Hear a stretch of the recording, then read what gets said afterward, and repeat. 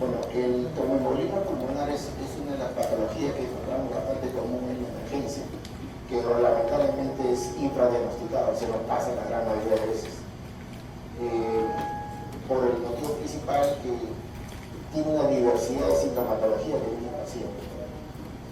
¿Qué cosa es? ¿Cuál sería la definición de TEP? Es una obstrucción de la arteria pulmonar o una de sus ramas por un trombo originado en otra parte del cuerpo. Principalmente el sitio de liberación del trombo es a nivel iliofemoral o a nivel de hueco papítero, ¿no? No solamente, como le digo, cuando el trombo está adosado a un vaso, ese trombo, cuando se libera, se convierte en un émbolo. Los émbolos pueden ser sépticos, como en el caso de la endocarditis bacteriana, pueden ser de líquido amniótico, en el caso de las puerperas, pueden ser por émbolos grasos, como se vería en los pacientes con politraumatizados o los grandes quemados. Y también los émbolos gaseosos que se ven en los pacientes robusos, ¿no? Eso sería más o menos la definición de lo que es un TEP. Bueno, la epidemiología, lo más común es hombres 2 veces que mujeres, 2 a 1. Más común después de los 75 años y es una causa común de muerte súbita, ¿no? Cardíaca. La prevalencia, más o menos se dice que es la tercera causa de muerte cardiovascular aguda. 600.000 casos son diagnosticados en los Estados Unidos al año. De 29 a 78 por cada 100.000 habitantes y más o menos de 100 a 180.000 muertes asociadas a TEP. La mortalidad no tratada es hasta del 30%.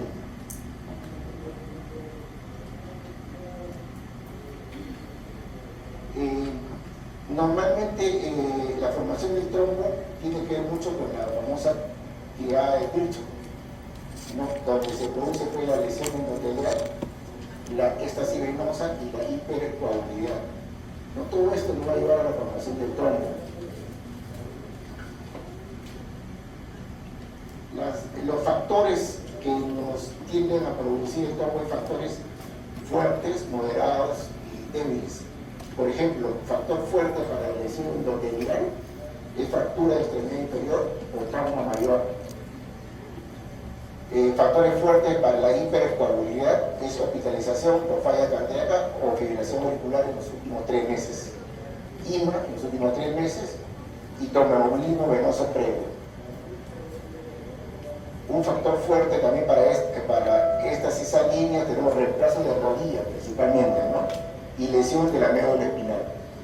Luego tenemos los factores moderados para lesión endotelial, tenemos los catéteres intravenosos. Moderados para hipercoagulabilidad tenemos el cáncer, las infecciones, la termofilia, la trombosis venosa superficial, enfermedad inflamatoria intestinal, transfusiones de paquetes globulares, quimioterapia, agentes estimulantes de eritropoiesis y terapia anticonceptiva oral y el periodo postparto también. Y factores moderados para éstasis sanguínea tenemos el ACV con parálisis y cirugía artroscópica de rodilla. Y los factores débiles para lesión endotelial, diabetes mellitus, hipertensión arterial, obesidad, la obesidad mórbida y la edad avanzada. Factores débiles para la hipercoagulabilidad tenemos el embarazo. Y los factores débiles para éstasis venosa tenemos la pena varicosa, la inmovilidad, el descanso de cama por más de 3 días y la cirugía laparoscópica.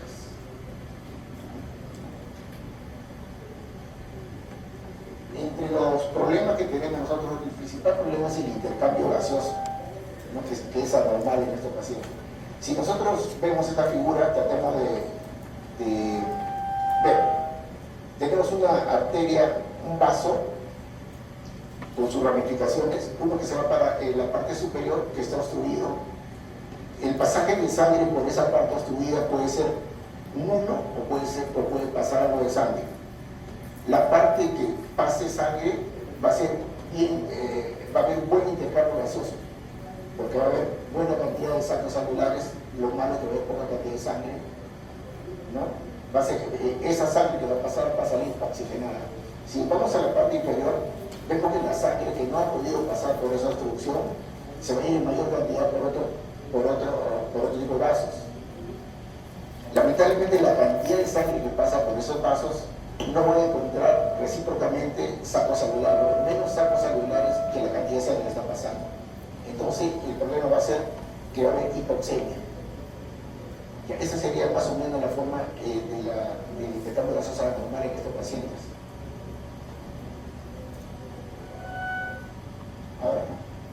Ahora, el siguiente es el compromiso cardiovascular que se presenta en el paciente.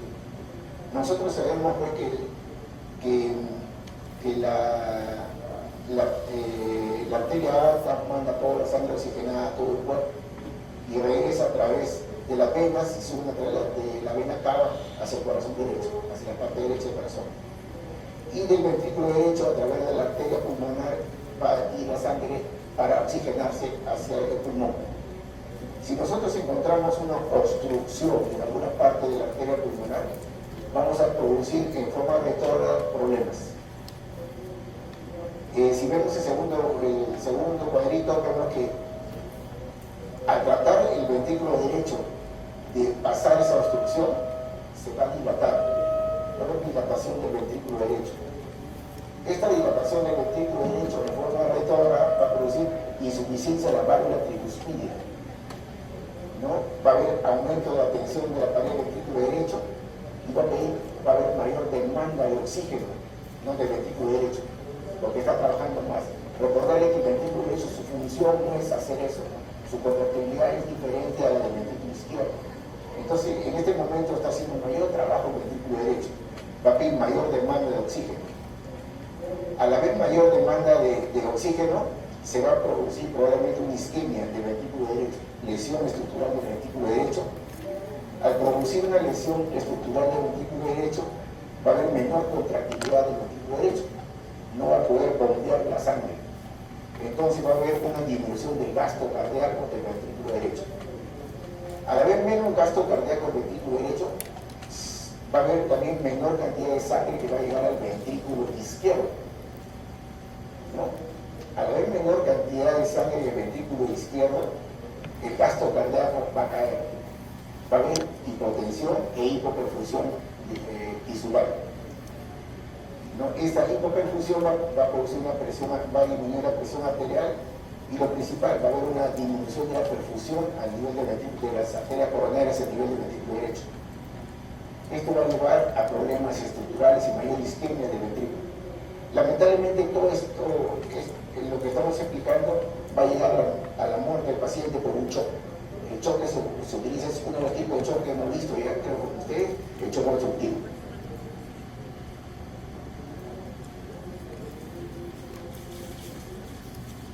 Bueno, ¿cuáles son las manifestaciones clínicas? Como ya dije inicialmente, estos pacientes son infradiagnosticados, ¿no? Porque vienen con muchas sintomatologías. Una de las primeras es la disnea, ¿no? Es por la hipoxia. El dolor torácico pleurítico que se ve porque se produce lesión a nivel periférico, la tos, el síncope por disminución del gasto cardíaco, no por hipotensión. La fiebre también cuando se producen muchos reactantes inflamatorios en estos pacientes, la hemoptisis y lo último es la inestabilidad hemodinámica. El último, el signo de trombosis venosa no es como viene el paciente, ¿no? Pero podemos explicarnos toda esta sintomatología al problema de la trombosis venosa que puede estar produciéndose, ¿no? Entonces, si tenemos a algún paciente, le revisamos, y vemos un signo de trombosis venosa, no viene por disnea súbita, no viene por dolor pleurítico, la primera posibilidad que tenemos que asumir es una trombosis pulmonar. Lamentablemente no es así, no todos los pacientes nos llegan así. Muchas veces nos ha llegado pacientes con síntomas, se cae el paciente y nosotros podemos asumir que sea una hipoglicemia, que sea un ACV, que sea un TIA, y muchas veces nos olvidamos o no lo diagnosticamos, no pensamos realmente en una tromboembolia pulmonar. Por eso les decía que es uno de los grandes problemas que se nos pasa en las unidades de emergencia. Como les decía yo, las manifestaciones clínicas son inespecíficas, ¿no? La intensidad de la intensidad de la manifestación clínica va a depender, primero, del grado de obstrucción, ¿no? del lecho vascular, ¿no? Y la segunda es ver cómo está la reserva cardiopulmonar del paciente, cómo estuvo antes el paciente. Los signos y síntomas, lo principal es la disnea súbita.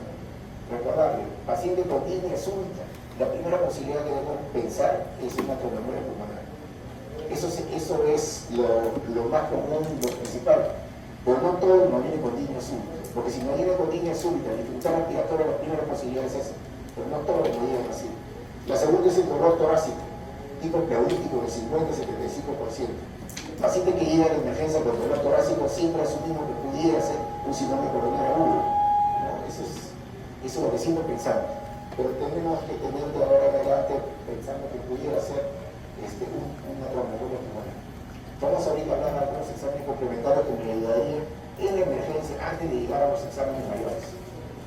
Otro es la presión torácica, la tos, la hemoptisis, el broncoespasmo, el síncope, que realmente es una de las causas que se está viendo bastante.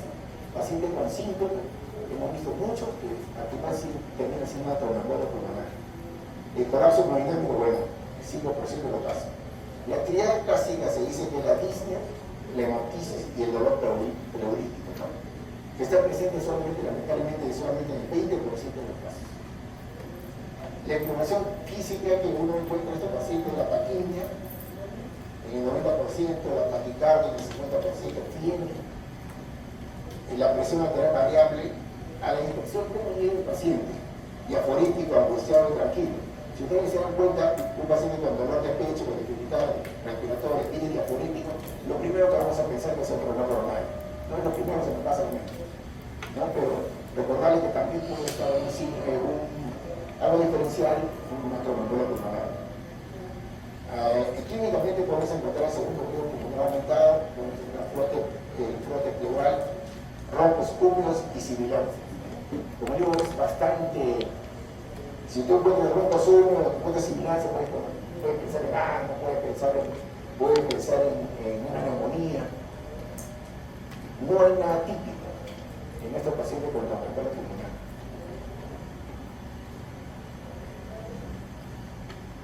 Las pruebas complementarias, como le dije, nos ayudan antes de hacer pruebas mayores. Tenemos el electrocardiograma. En el electrocardiograma, realmente el hallazgo principal que encontramos es la taquicardia sinusal. Ese es el hallazgo principal. Lo demás, el patrón S1 y T3, como vemos en el T1 vemos la S profunda y en el T3 hay una Q, el T3 T negativo, ¿no? Luego encontramos bloqueo completo de la rama derecha, que lo vamos a ver en B1, B2 y B3. La R1 la prima, en B1, en B2 y B3. Y podemos ver también inversión de las ondas T, el de B1 a B4. Estas inversiones de las ondas T se ven casi siempre en tromboembolias severas. No es muy común ver las T negativas en de B1 a B4. Y la desviación del eje a la derecha. Lamentablemente no es patognomónico, no necesariamente lo vamos a encontrar. Pero el hallazgo principal de estos pacientes, recuerden, el paciente con una insuficiencia respiratoria, disnea súbita y taquicárdico en el electro, piense en un TEP. No lo van a encontrar, lamentablemente, eso sería espectacular que tenemos un S1 T3. No lo vemos. O sea, no es muy común, pero sí se puede ver.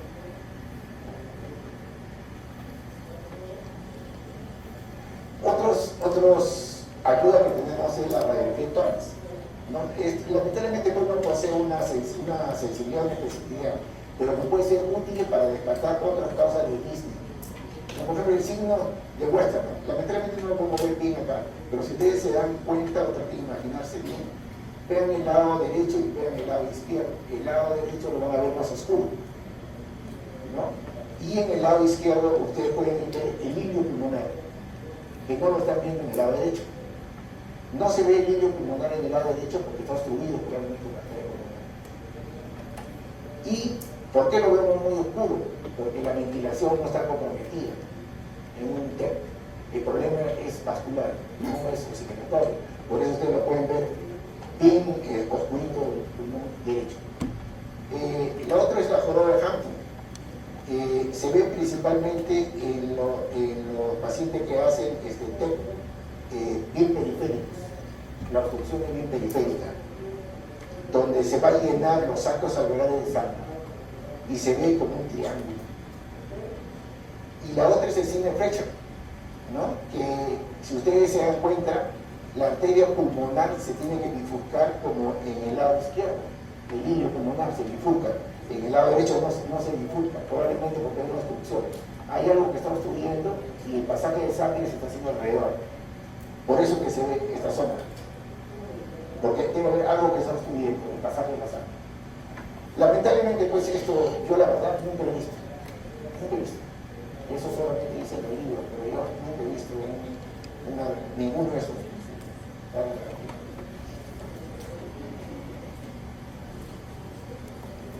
Otra que nos puede ayudar son las bases arteriales.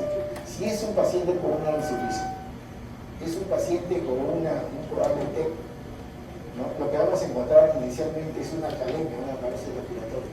La parosis respiratoria sería porque el paciente comienza a hiperventilar tratando de jalar aire, meter aire. A su vez, lo que podemos encontrar sería en estos pacientes la presión arterial baja, de hipoxemia.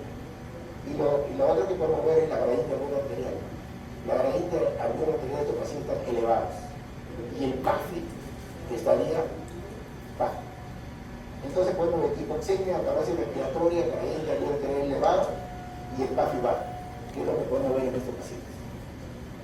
Bueno, antes de tener bases arteriales a estos pacientes les tomamos, hacemos la pulsoximetría y encontramos pues la gran mayoría una saturación de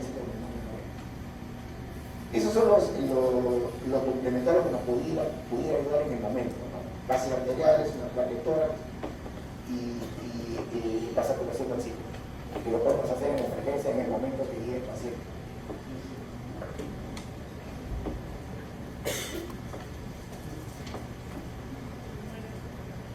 Bueno, si ya nosotros tenemos una idea, ¿qué hago yo si llego un paciente con manifestaciones clínicas y hallazgo de prueba complementaria subjetiva de TEP? Vemos que el paciente tiene un ARA que es compatible con un TEP, el paciente está desaturando, ¿no? y tiene un electrocardiograma por taquicardia. Lamentablemente, como dije, vamos a poner el segundo TT3, pero ya tiene taquicardia, el ARA compatible con hipoxemia, tenemos que pensar que pudiera ser un TEP. Si nosotros pensamos que es un TEP, lo primero que tenemos que ver es si el paciente está estable o está inestable. Es lo primero que tenemos que ver. Si nosotros vemos que el paciente está inestable, podemos utilizar, teniendo la idea que puede ser un TEP, podemos hacer un ecocardio. No, ese ecocardio lo podemos hacer en la cama del paciente acostado, sin llevarlo a un tomógrafo también. ¿No? Entonces, ¿qué es lo que vamos a buscar nosotros con la eco? Queremos buscar difusión y crecimiento del ventrículo derecho, que es lo que vamos a ver en TEP. Como yo les había dicho, cuando hay obstrucción de arriba, lo primero que sufre es el ventrículo derecho. Entonces, en una eco, lo que vamos a ver, tratando de ver si es un TEP, crecimiento del ventrículo derecho y dilatación del ventrículo derecho. ¿Qué es lo que vamos a buscar? Si nosotros encontramos en la eco que tiene difusión del ventrículo derecho, crecimiento del ventrículo derecho, el siguiente paso es un ataque. TAC inmediato. ¿No?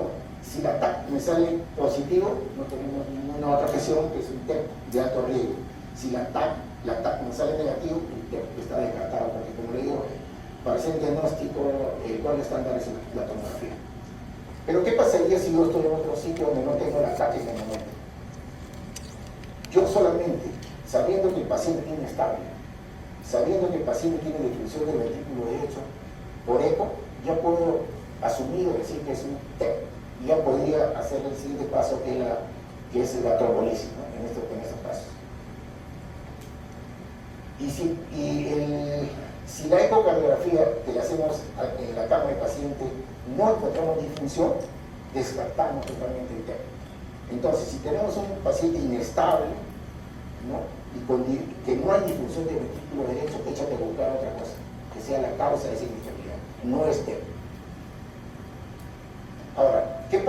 llega un paciente estable, ¿no? Tenemos un paciente estable, tenemos manifestaciones clínicas sugestivas de TEP. Tenemos que, hay algunas pruebas que podemos utilizar, ¿no? Son los criterios de Wells y los criterios de Geneva, ¿no?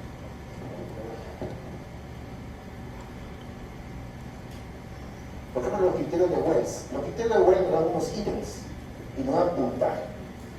Por ejemplo, los ítems es cáncer, hemoptisis, inamovilidad, taquicardia, historia previa de trombosis venosa de TEP, diagnóstico más probable que sea, y la trombosis venosa profunda.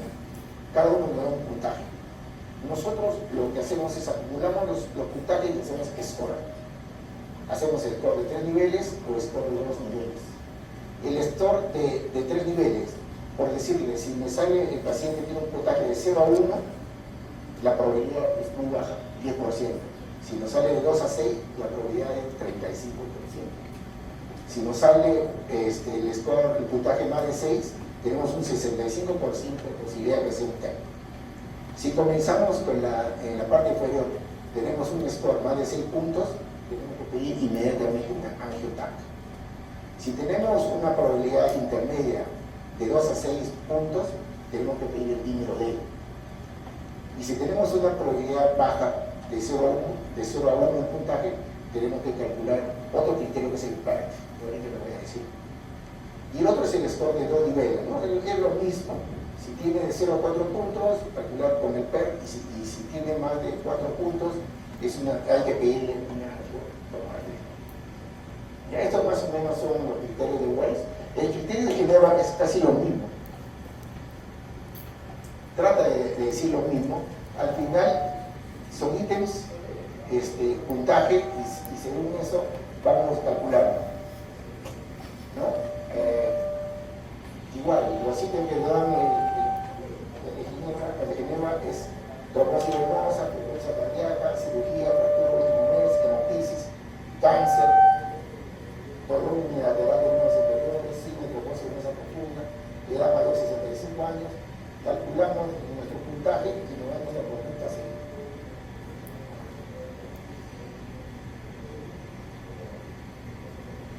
Tratar de elegir cuáles serán los criterios de PERT que les iba a explicar. El criterio de PERT es todo bueno, en otras palabras. Son pacientes que tienen son pacientes menores de 50 años, con una frecuencia cardíaca menor de 100, una saturación mayor de 95, ausencia de hemoptisis, ausencia de uso de dispositivos orales, ausencia de miembros inferiores, ausencia de cirugía o trauma, ausencia de antecedentes de tromboembolia venosa. Si el paciente me cumple los 8 criterios, puedo descartar un TEP. En otras palabras, si usted ve con un paciente que viene con dolor de pecho o con disnea, usted puede comenzar a ver estos criterios. Es menor de 50, tiene una frecuencia cardíaca mayor de 100. Todo ese criterio usted puede decir, esto no es un TEP. ¿Ya? Pero si cumple al menos uno de estos puntajes, ya no podemos descartar que es un TEP. Tenemos que solicitar un dímero D. La utilidad realmente radica en que ayuda a evitar el sobreuso de los test de diagnóstico de embolismo pulmonar, principalmente las tomografías. Esto me ayuda mucho a evitar que la emergencia se me llene con pedido de tomografías.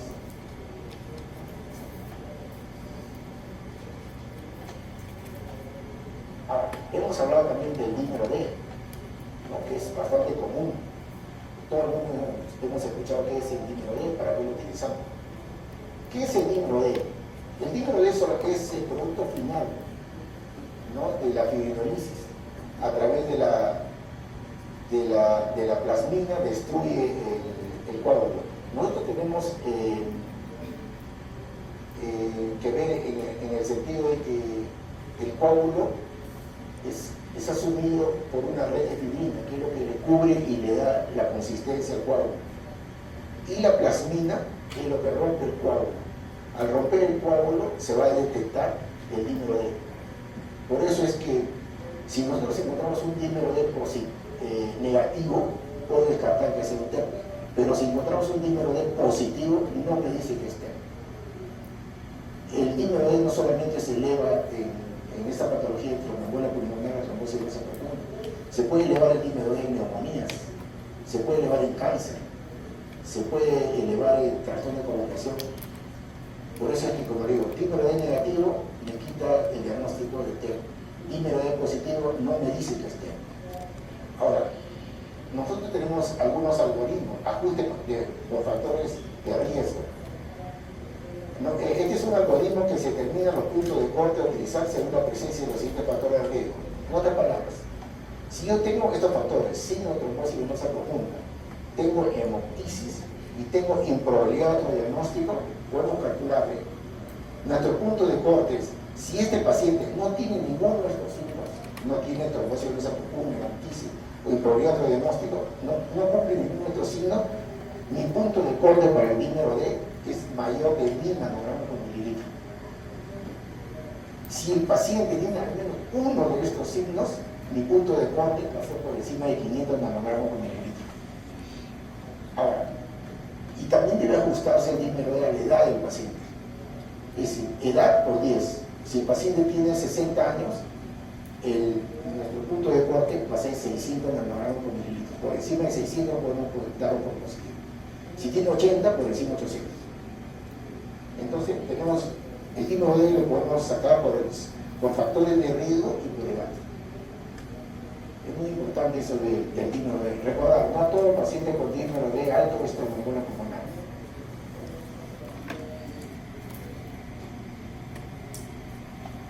Ahora, hemos hablado nosotros del buen estándar del paciente con la tomografía. Pero ¿qué pasa? Recordarle que la tomografía es por contraste. ¿Qué pasa si el paciente no lo podemos tomar? Por motivos. Uno, que es alérgico al contraste, ¿no? Que tenga una insuficiencia renal grave o que esté embarazada. No podemos hacerle una total. Y hay otra también que se utiliza, es en los jóvenes, especialmente en mujeres, que vienen de forma ambulatoria con una baja probabilidad clínica y radiográfica de tórax normal. Pensamos que pudiera ser un TEP. No utilizamos la angiotomografía inicialmente. Lo que utilizamos en estos casos, el paciente con anafilaxia, el paciente embarazada, el paciente con insuficiencia renal, solicitamos la gamografía, ventilación y perfusión.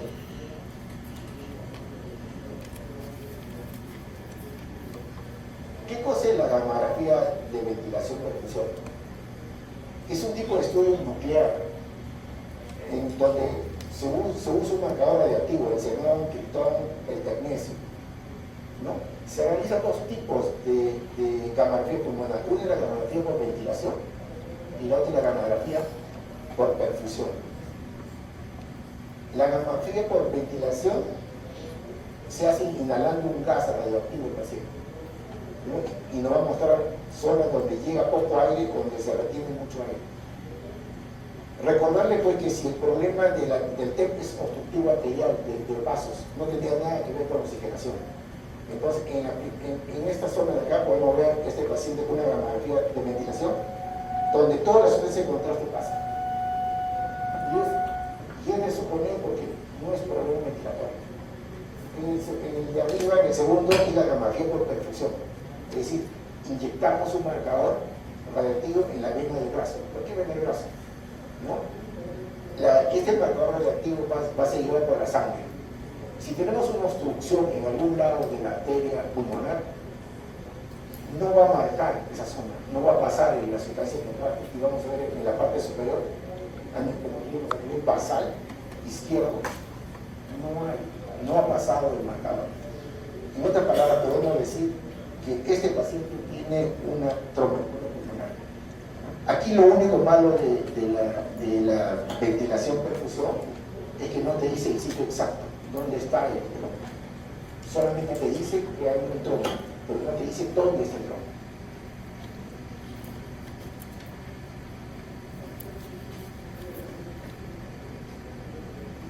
Ahora, siguiendo con... Yo sé que en el paciente con tromboembolia hay muchos criterios para utilizar. Estamos tratando de hacerlo lo más conciso. Tenemos ahora estratificación de riesgo. La estratificación de riesgo es, tenemos que calcular la severidad clínica del embolismo pulmonar y tenemos que solicitar troponinas.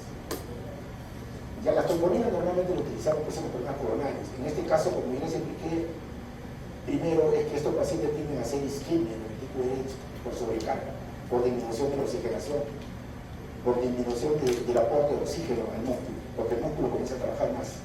Entonces estos pacientes pueden ser isquemia. Por eso que debemos solicitar en estos pacientes la troponina.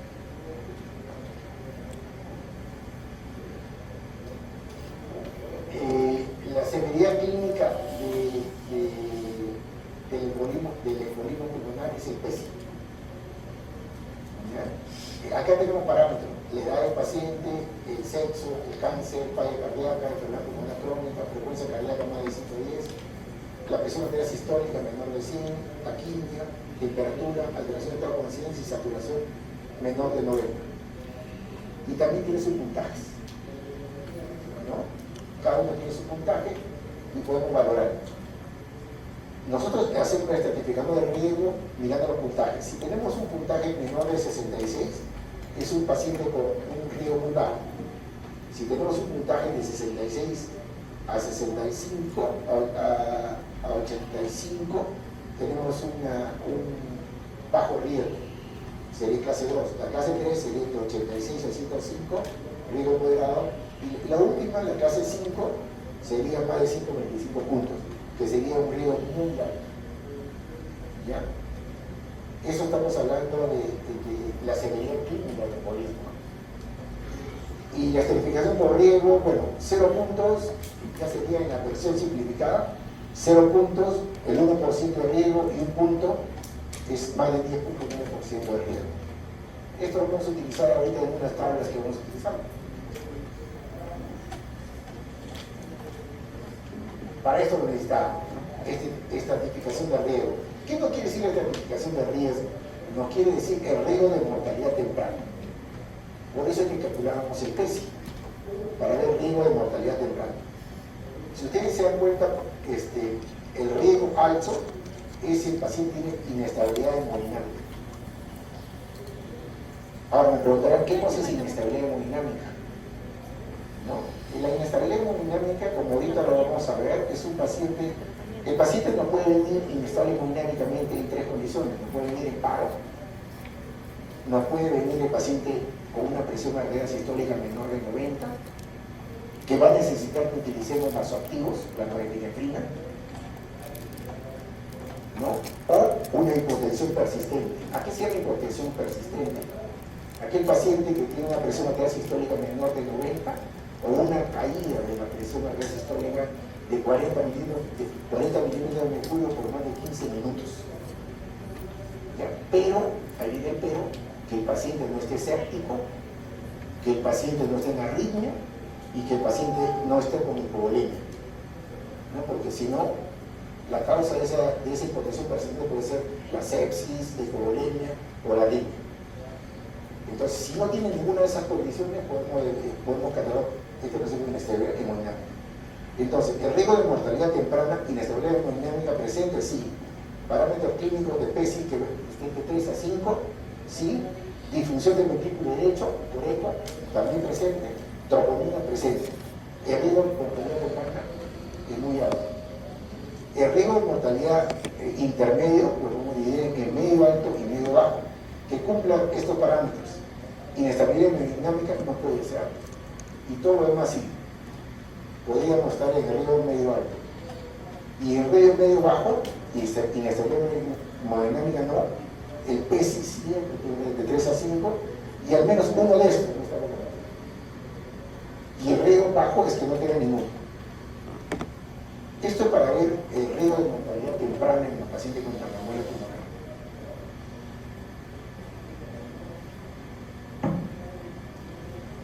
Bueno, el tratamiento que se utiliza, si nosotros tenemos la alta sospecha o casi la sospecha, o tenemos ya el diagnóstico de un TEP, tenemos que anticoagularlo inmediatamente al paciente. Ya no tenemos que esperar. Se anticoagula el paciente hasta esperar resultados. Y si no es un TEP, bueno, no pasa nada, pero tenemos que anticoagularlo ante la presencia de que sea un TEP. Ahora, La anticoagulación, ¿con qué se anticoagula el paciente? Con heparina de bajo peso molecular, ¿no? Que es la enoxaparina.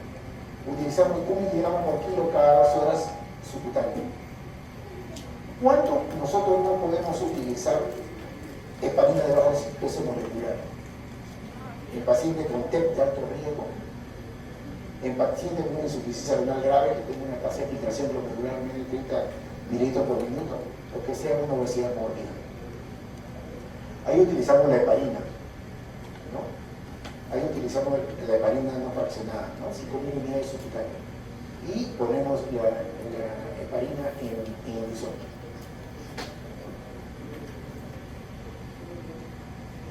Entonces ya lo anticoagulamos al paciente. Tenemos que tener la estrategia de reperfusión que ahorita vamos a hablar. La estrategia de reperfusión es la fibrinolisis. Entonces inmediatamente hacemos fibrinolisis y tenemos que darle soporte respiratorio y soporte hemodinámico a este paciente.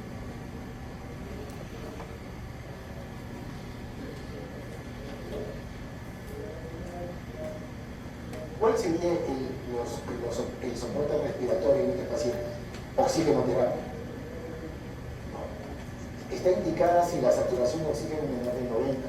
Utilizamos dispositivos de bajo flujo, como ya creo que ya lo han visto todos, ¿no?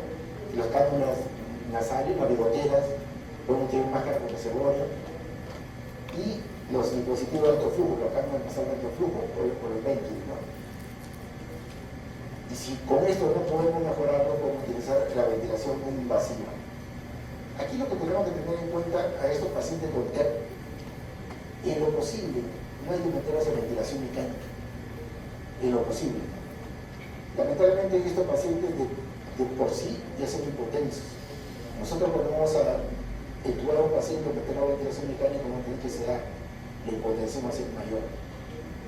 Y si nosotros metemos a ventilación mecánica a estos pacientes, tenemos que tener algunos criterios de ventilación. Por ejemplo, no le podemos dar un volumen minuto alto, no se le puede dar un PIP a estos pacientes. Vamos a, por eso en lo posible, tratar de no meterlos en ventilación mecánica. Y otra cosa importante también en ellos en ventilación mecánica, no manejar presiones pico muy altas. Porque el problema es arriba del pulmón, que hay una por eso que debemos tratar de evitar meter la ventilación mecánica a los pacientes. ¿Qué pasaría si a pesar de nosotros de estar dando oxígeno, el paciente sigue hipoxémico? Debemos pensar que nos está haciendo un chun derecha-izquierda a través del foramen oval. El foramen oval, como ustedes saben, se ve en la etapa fetal, ¿no? Que cumple su función posteriormente esencial. En estos casos de tromboembolia pulmonar, como yo les expliqué, la presión del lado derecho del ventículo derecho es mucho mayor que la del lado izquierdo y tiende a abrir este foramen. Entonces el pasaje de sangre del lado derecho al lado izquierdo es sangre no oxigenada, que pasa el ventículo izquierdo y esto va a la circulación general, sangre no oxigenada, produciendo la hipoxia, como se ve, no produce hipoxia.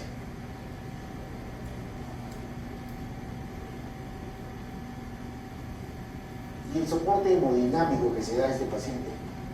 Si el paciente presenta insuficiencia ventricular derecha, ¿cómo es el soporte hemodinámico de los pacientes? Están indicados si la presión venosa central es baja. Tenemos que administrar líquidos, pero se supone o se dice que no se debe administrar líquido por más de 500 mililitros. Lo máximo que se puede dar de volumen es 500 mililitros. ¿Ya? Normalmente lo que se utiliza son vasoactivos, como la noradrenalina, a dosis de 0.2 a 1 microgramo por kilo minuto.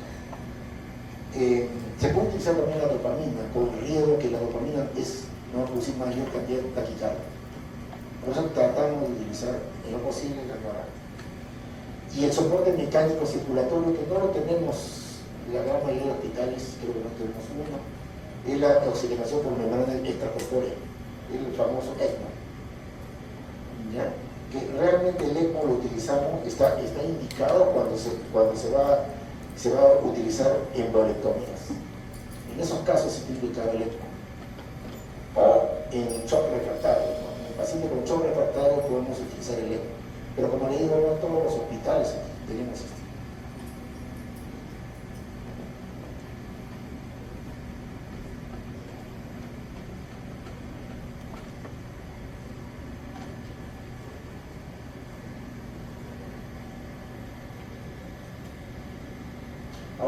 ahora sí vamos a hablar sobre el tratamiento que se utiliza la trombólisis, ¿no?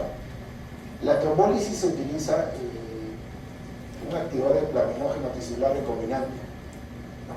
Como yo le dije, ¿quién es el que va a destruir el coágulo? La plasmina. Entonces, ¿qué hacemos con un activador? Utilizamos el plaminógeno para activar a la plasmina y para que destruya el coágulo. Esa es la función del activador del plaminógeno tisular. La dosis es de 100 miligramos durante 2 horas, o se puede a 0.6 miligramos por kilo durante 15 minutos. Muchas veces nos ha pasado a nosotros que encontramos al paciente chocado. Está chocado el paciente, lamentablemente ya no pusimos a ventilación mecánica como hay otra forma. Muchas veces utilizamos hasta 50 miligramos en polvo y el resto lo podemos utilizar en 2 horas. Pero lo ideal es utilizar 100 miligramos durante 2 horas o 0.6 miligramos por kilo durante 15 minutos. Pero, hay un pero, ¿cuáles son las contraindicaciones para utilizar, para trombolizar a este paciente o a los pacientes? Tenemos contraindicaciones absolutas, como son hemorragia, hemorragia. Tenemos trastorno hemorrágico conocido, hemorragia gastrointestinal en el primer mes. Tenemos ácido isquémico en los últimos 6 meses y traumáticas. La neoplasia sistémica central, malformaciones, trauma o cirugía craneal en los últimos 3 meses, disección de la aorta, punciones en las últimas 24 horas, punciones lumbares o biopsias hepáticas. Esas serían las contraindicaciones absolutas de trombolizar al paciente. Y las contraindicaciones relativas puede ser utilización de tratamiento anticoagulante oral en el momento, gestantes en la primera semana de posparto, en pacientes isquémicos con un TIA en los últimos 6 meses, y otras como sea crisis hipertensiva, enfermedad hepática, endocarditis infecciosa, úlcera péptica, reanimación prolongada o traumática. Entonces, si yo tengo un problema con este paciente, no lo puedo trombolizar, ¿qué hago? Sé que es un TEP. ¿Qué es lo que debo hacer? Porque no lo puedo dejar. Tengo que tomar una decisión. ¿Qué hago con este paciente? Recordar que todo paciente puede ser tu familiar, puede ser tu hermana, puede ser alguien tuyo, y tiene que pelearla. Entonces, ¿qué hago con el paciente?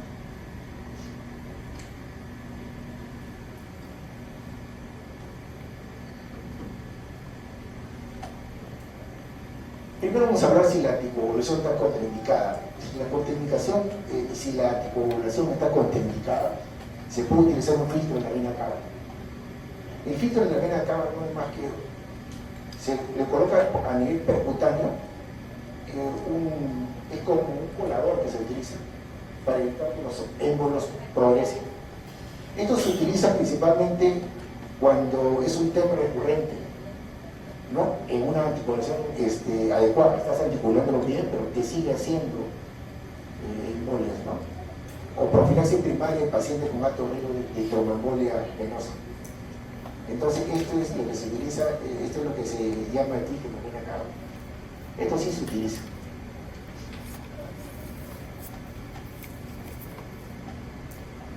Ahora, como les dije, ¿qué pasa si este paciente no lo puedo trombolizar? Tengo otra forma que puedo utilizar, la embolectomía quirúrgica. Lamentablemente todas estas cosas no se hacen en los hospitales. Creo que hay muy pocos que utilizan esto. Entonces, si mi paciente es alérgico, no lo puedo trombolizar, tengo que llamar al cirujano de tórax y pedir opinión para hacer embolectomía quirúrgica. La embolectomía quirúrgica consiste en la incisión de las 2 arterias pulmonares para extraer los coágulos, ¿no? Para esto se requiere circulación extracorpórea, el ECMO. Lamentablemente no lo tenemos, el ORM no lo tiene, ya tenemos una contraindicación, ¿no? ¿Por qué? Porque requerimos hacerle parada cardíaca, por el ECMO. Entonces, esta sería la otra estrategia, ¿no? De repercusión, la embolectomía quirúrgica, que lamentablemente no es muy usual o no lo tenemos en la gran mayoría de hospitales.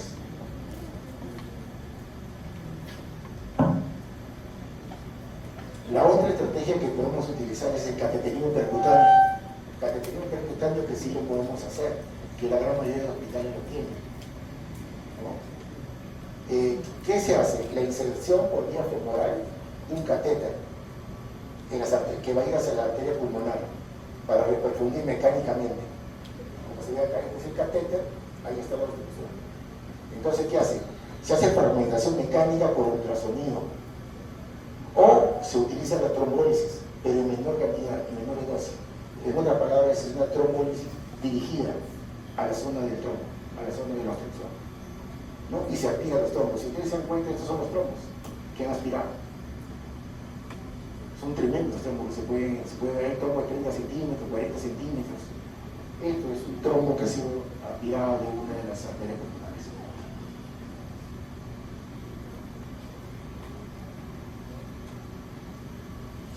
Bueno, como yo le dije, es el manejo inmediato que ya lo hicimos, estrategia de perfusión, soporte respiratorio hemodinámico, ¿no? ¿Y qué pasa si el paciente es un TEP de riesgo intermedio? No se le hace trombólisis al paciente, se le hace monitorización intensiva, se hospitaliza al paciente, pero el paciente queda en stand-by. Si el paciente hace deterioro clínico, puede pasar nuevamente como TEP alto riesgo y se le puede trombolizar al paciente. En el caso estamos hablando del TEP de riesgo intermedio. Y el TEP de riesgo bajo es hospitalización y monitorización, ¿no? En el TEP de medio bajo es hospitalización y monitorización. Y el TEP de riesgo bajo es alta temprana si cumplen los criterios de Hestia. Ahorita le voy a decir cuáles son esos criterios. Pero tenemos la idea: anticoagulación inmediata del paciente, estrategia de repercusión en los altos riesgos, en los de mediano riesgo, monitorización intensiva, hospitalización, observación. Si hay deterioro clínico, repercusión, nuevamente se puede reperfundir al paciente. En lo del medio bajo, hospitalización y monitorización, y en lo del riesgo bajo, vamos a hacer alta temprana si cumplen algunos criterios.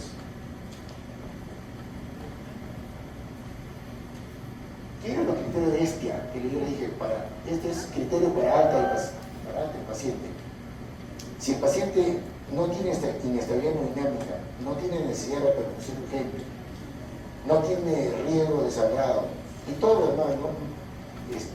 Una tasa de filtración de menos de 30, hepatopatía severa, embarazo, historia de... No tiene ninguno de estos. Si no cuenta con ninguno de los anteriores, puede ser verdadero. Entonces, en el riesgo bajo, como te dije, si los criterios de Hestia no están presentes, el paciente puede ser mandado a su casa con anticoagulación. Ahorita le voy a explicar cuál es la anticoagulación que sale de estos tipos de pacientes.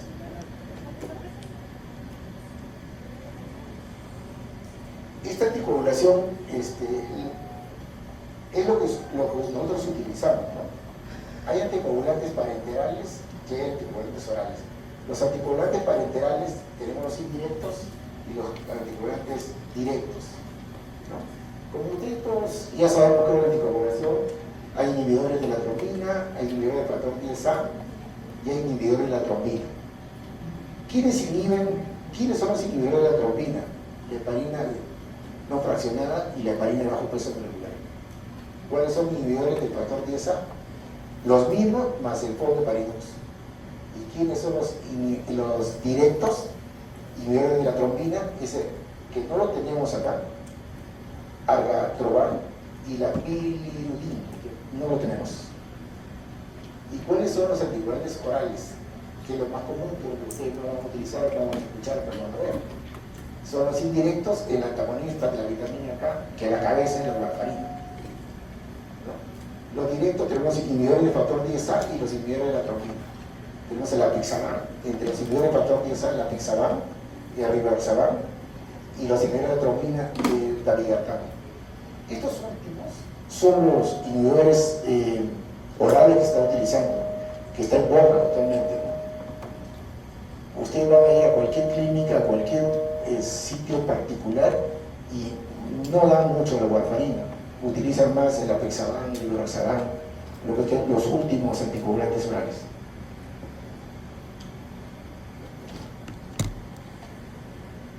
Ahora, ¿qué anticoagulante yo debo elegir si yo tengo indicación 1A? Yo tengo que utilizar warfarina siempre en un paciente que haya tenido un trombo intracavitario, una trombosis de sitio inusual, una válvula mitral mecánica, fibrilación auricular, que es lo que más van a ver, coagulopatía hereditaria, obesidad mórbida, mayor de 40, enfermedad renal crónica, que es de diálisis del paciente, síndrome de fosfolipida y enfermedades de flujo lentos. Entonces, en estos tipos de enfermedades, la indicación 1A, warfarina. Tiene indicación 1A, esto es muy importante porque lo van a ver. ¿A quiénes no le voy a dar warfarina? A la embarazada. No se da heparina. Utilizamos heparina bajo peso molecular. No utilizamos warfarina, utilizamos heparina bajo peso molecular. A los pacientes con cáncer, utilizamos heparina bajo peso molecular. Y a los pacientes cirróticos. ¿Recuerden? Paciente embarazada no se puede dar warfarina. Ya tiende a pasar la placenta, tiende a producir lesión en el feto. Esto es más o menos lo que debemos utilizar en este tipo de pacientes. Y la anticoagulación oral crónica, bueno, esto ya es para que más o menos ustedes lo sepan, pero no es necesario que lo aprendan. Es el dabigatran, cómo se utiliza, el rivaroxaban y la apixaban. Lo que más utilizamos nosotros es el rivaroxaban, que se utiliza 15 miligramos 2 veces al día durante 21 días, seguido 20 miligramos una vez al día. Y se continúa después de 6 meses, 10 miligramos una vez al día. Estamos hablando de los pacientes con tromboembolia pulmonar. Es tratamiento a largo plazo. Y el apixaban se inicia con 10 miligramos 2 veces al día durante 7 días, seguido de 5 miligramos 2 veces al día. Y se continúa por 6 meses, ¿no? Hasta reducir a 2.5 miligramos 2 veces al día. Realmente esto es para que lo tengan en cuenta, ¿no? Pero para que no es necesario que lo principal que ustedes tienen que aprender es cómo llega un paciente con tromboembolia pulmonar, qué es lo que debo hacer yo y qué es lo que me va a decir que este paciente tiene tromboembolia pulmonar. Con que ustedes aprendan esto, porque ustedes de poco van a ser internos, van a llegar a la emergencia, probablemente van a ser internos nosotros en la radiología, y me gustaría que sepan o que tengan alguna idea de cuando le llega un paciente con dolor de pecho, con disnea, saber diferenciar qué cosa es. Con que aprendan eso es suficiente. Eso es más o menos lo que yo le quería explicar.